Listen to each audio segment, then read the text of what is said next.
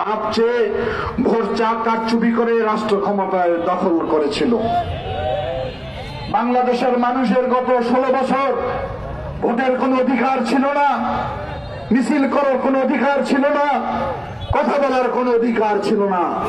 যারা আমরা কথা বলার চেষ্টা করেছি তাদের বিরুদ্ধে গায়েবী মামলা, খুন, গুম, অত্যাচারে বাংলাদেশকে একটি ভয়াবহ রাষ্ট্রে পরিণত করে ফেলেছিল।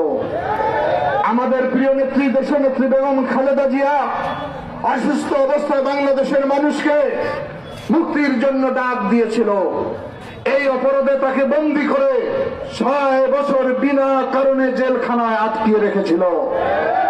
আমাদের প্রিয় নেতা তারেক রহমান, তার বিরুদ্ধে মিথ্যা মামলা সাজা দিয়ে দেশান্তরিত করে রাখা হয়েছিল।